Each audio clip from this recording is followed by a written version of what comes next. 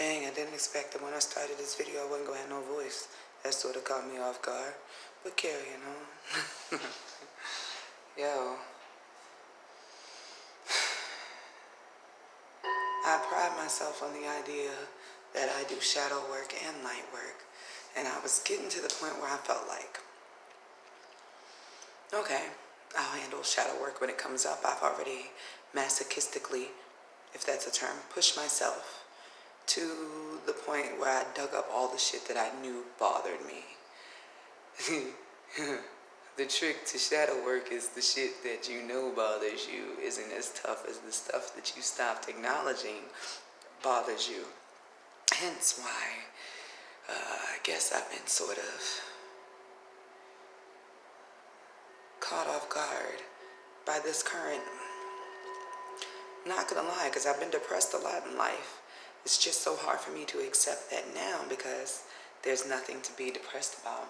I love my life every day when I wake up, and when I feel like crap, I've learned to take a break. I paint, I listen to music, I let myself cry, I do all that stuff, but it appears that shadow work. It goes way deeper than you just allowing yourself to accept the things that you already sort of dealt with were fucked up. Because sitting in this funk, I just feel like boo-hoo crying, but I can't find the root of why I want to cry. Is this something that deals with a time period earlier in this life where this time of year I was depressed, so I'm sort of dealing with those feelings coming up now because I'm able to deal with them now, and maybe at the time I was in survival mode. Because when you're in survival mode, that means when you're literally just doing what you have to do to get stuff done, you sort of just chug the fuck along and do it, and you don't worry about your feelings. But life is about balance, and those feelings eventually have to come back up. But I mean, it could even be as far as to say some past life stuff, but I feel like this is very, this life, the weight of it. It's July 1st this time. Last year, I had just come off of being homeless with my family for a little bit. That's a whole nother story. But we were just getting comfortable living with somebody else, so to speak, because how comfortable could you ever actually be living with somebody else, not knowing what the final income, whatever is going to be. Maybe just very much a time of uncertainty last year. What about the year before that? The year before that I was a wedding photographer, which was definitely on auto. I did not face any of my real life issues. Like, damn, bitch. Sometimes you gotta say that to yourself. How long was I putting off emotional issues, and how did I think that 1 year, not even one full year, because some of that year I was going through stuff. November is when I finally got this house after lots of manifesting work. My 4-bedroom house on the lake. Maybe if I hadn't been so specific, it wouldn't have taken so long, but I believe all things are for a reason, because waking up and being in this house every day grounds me and anchors me, and knowing that, hey, no matter what happens or comes my way right now, good, focus on this moment, focus on what needs to be done now.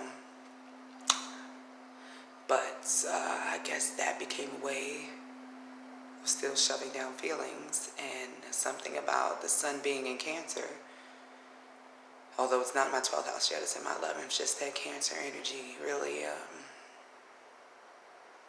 pulls up stuff for me. Even things you thought you resolved.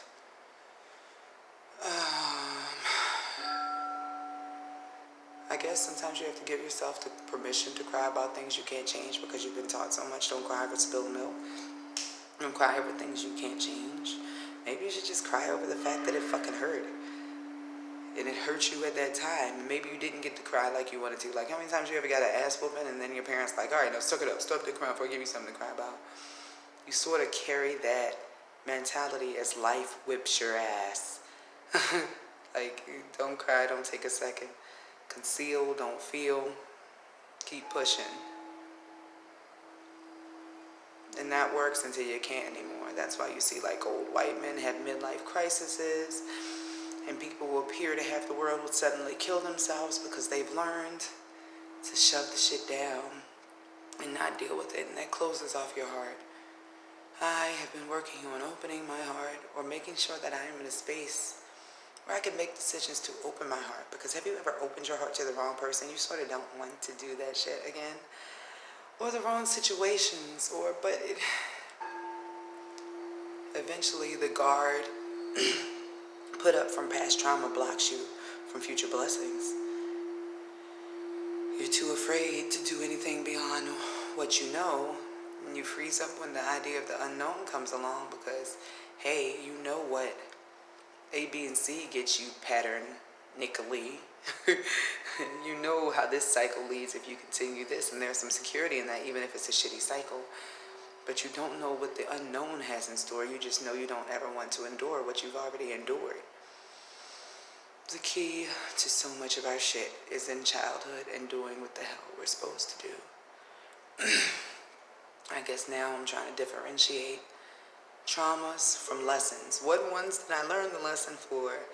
What trauma is tainting me now from seeing what I need to see and moving forward? Why do I self-sabotage? Why do I get stuck when it comes to this point of reaching the next level? What am I afraid of? And I guess that's the sort of shit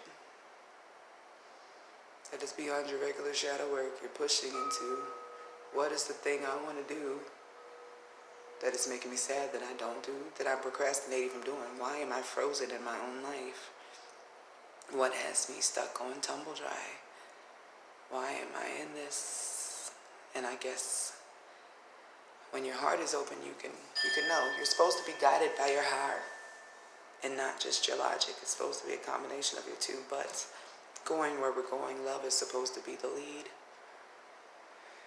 So I guess that's what I'll personally focus on. Maybe you too. Where would you go right now if your heart was leading? What would you do different? If you could erase the idea of the things that went wrong before and just carry the lessons of knowing, don't walk down dark alleys or some shit, just like the easy way of just remembering the lesson without the scarring part. I don't know, is that possible? I really look forward to rocking out the love and light and being a light for others. But to just be that is a false narrative that is also unhealthy. My Mercury is in retrograde. I'm going to fuck up all the words forever. It's unhealthy to not deal with the dark stuff and shove it down. It's going to come up, and at the end of the day, it will be a weakness if you're able to be triggered, if you're able to be thrown off kill. So I'm just going to breathe. I'm going to find myself something to eat and rock with this till I feel better. Been trying to get some work out, just moving delicately in balance. And trust that the universe backs me up. Do what you gotta do, right? Finding peace in depression. Who knew there would come a day when there's a possibility to just ride the fucking way? All things for a reason, guys.